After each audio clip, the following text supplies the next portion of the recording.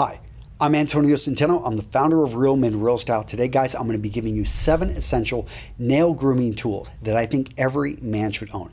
In support of this video, I've got an article over at Real Men Real Style. Go check it out. I've also got a quick little infographic that you can see these 7 tools. I break out why you want to grab them, and I also link to vendors that I trust. Okay, and if you stick around for the end of this video, I've got a really cool story of how I actually performed minor surgery with some of these tools that I have here, and yeah, it's an interesting story. But okay, so tool number 1, what is the first thing every man needs to own? Well, many of you guys, I'm sure most of you actually have these, clippers. Nail clippers, toenail clippers. I like to have one of each.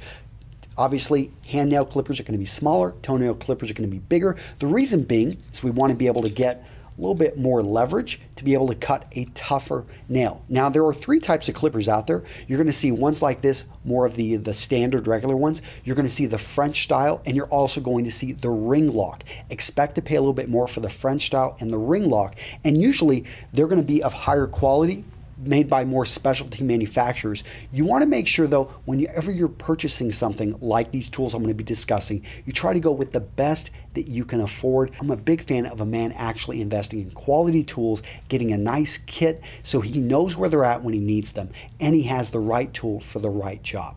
So the benefits of clippers is that they're relatively inexpensive compared to many of the other tools I'm going to talk about. The problem with clippers is that they actually touch, the points touch continuously, and they can dull over a relatively fast amount of time unless they're made from a hardened steel, such as this pair I got from Zamberg, and they usually come from Solingen, Germany, is where you can see a lot of blades coming out of. So go check out, again, Zamberg. It's a good company. I'm going to recommend them. They're not paying me for this video, but I do have products from them. So if you're going to make a decision of how to choose a good pair of clippers. Number 1, look for tension. It should have tension. Number 2, make sure that there is no gap. There should be no gap whenever they come together. And 3, there shouldn't be like a snapping noise. Whenever you bring this together like this, you should not hear a snapping noise, because that snapping noise basically means there's an overbite in the nail clipper, and that's a bad thing. That could damage your nail.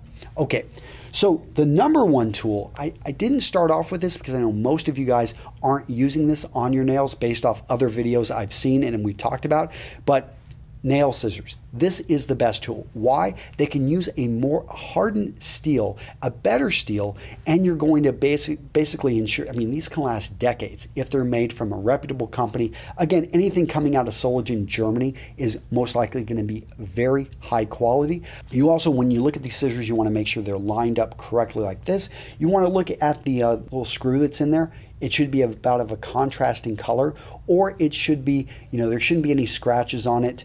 You want to make sure, and when you look at this, you want to make sure it's got a nice sharp edge. Again, the harder steel, you can go decades without having to sharpen this. The advantage of this is it's very unlikely to ever crack your nails compared with the nail clippers, which can, especially if they start to dull.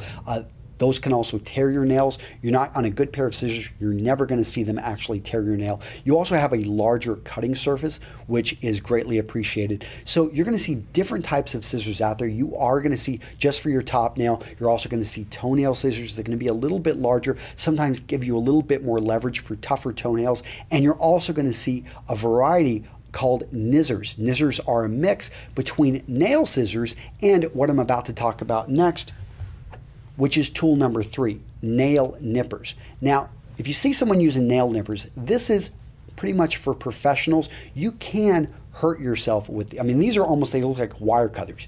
These are not wire cutters, though. They are made oftentimes from a softer steel, but then they're going to be hardened afterwards, basically tempered. And what we see with this is that there will be, when you're choosing a good quality pair of nail nippers, you want to look for the grip right in here. Look for a little bit of space. There's just a tad. They almost come together, and that's okay on these nail nippers because these are a precision instrument. Another nice thing about them, they've got, like the scissors, a very large cutting surface, but when you come together, you're looking, there needs to be a little bit of tension right here, so they're going to have this spring that comes in here and allows it to basically bounce out.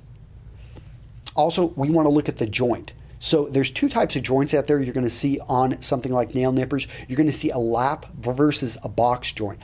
I prefer the box joint. Go check out the article where I go into more detail about what the difference is. Tool number 4, nail file. You don't see guys using files quite a bit, which is, too bad, because especially if you don't have an issue with your nails, files may be something that you can skip on, but there are men out there, and you know who you are, that you've just got issues with your nails cracking, maybe it's a hereditary thing, and a file is going to be a great tool. Anyone that has worked on wood, you understand the difference between actually sanding something down and scraping it down. And you want a file that's going to be triple cut. And what that is, if you can imagine an X, they're going to have another line right through it. Triple cut, usually going to be of higher quality. And files like that oftentimes are going to be crystal or glass. Those are mostly coming out of the Czech Republic. Those are going to be the best files out there, glass, simply because they can be, they don't wear down, and they can be sterilized again and again. Metal files, the issue with metal files is that if you sterilize them on a daily basis multiple times, they can over time begin to rust. Another thing to look at for your file is, can the top of it actually be used as a nail cleaner? This one's a multi-tool and can be used in that. And I'll talk about nail cleaners here at the end. Let's talk about tweezers. Tweezers are something you should have in your kit. You're going to see multiple types. I like it when a pair of tweezers actually has a cover on it. The only exception to it not having a cover is if it comes in a particular kit, like this one right here. Notice how this kit, and I got this from my friend Alex over at Zamberg. You can check it out. Everything is held in its place. I've got a couple of the instruments out.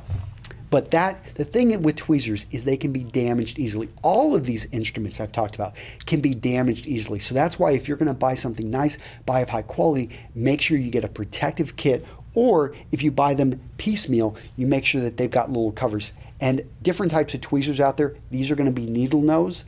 I like to have a pair of these handy just in case I have to get a splinter.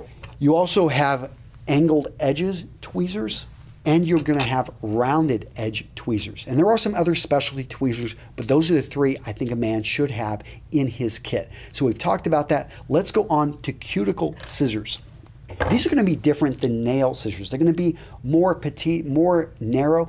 These are actually made to be able to cut the cuticles if need be, or to pack them back down. Again, if you're not having your hangnails or parts of your cuticle come out, then you're not really going to know what I'm talking about here, but there are certain people out there that have issues. The last thing is going to be basically the nail cleaner. The nail cleaner, if you actually have a file, some of them do have nail cleaners on them, but I find that a nail cleaner is a great way to do basic quick maintenance on a daily basis, or when you jump in the shower, also make sure maybe you have a nail brush. That can actually do a great job cleaning. You want to be careful though, not having it too rough, otherwise you can start to get redness on your fingers. What do you guys think? And so I talked about at the beginning, talking about how I performed minor surgery in Ukraine using this kit. And that's why it's important to have quality tools. So my daughter, she got basically an earring. It got pulled and the back of it got lodged. It was a very small backing and it got lodged into her ear. She's crying. It's 8 o'clock at night. We're in rural Ukraine and we can't, basically I don't know any of the doctors in the area. We're about 3 hours from Kyiv. And my wife is trying to use, basically her grandmother had some instruments to try to pull this stuff out. It was bad. They didn't know, they couldn't get to it. So I happen to have my kit, and I used scissors, basically a pair of cuticle scissors and needle nose tweezers, was able to get in there, pull it right out. And you would think needle nose, they would break. And in fact, they had issues with just not being able to reach it with the tools that they had. I brought in quality tools, got the job done. My daughter, she screamed. She wasn't very happy, but definitely after we sterilized everything, it was good to go. Guys, you want good quality tools. You never know when you're going to need them. And go check out the article. Go check out the infographic. I'm going to go into more details there. Let me know what you think in the comments down below, and I'll see you in the next video. Take care.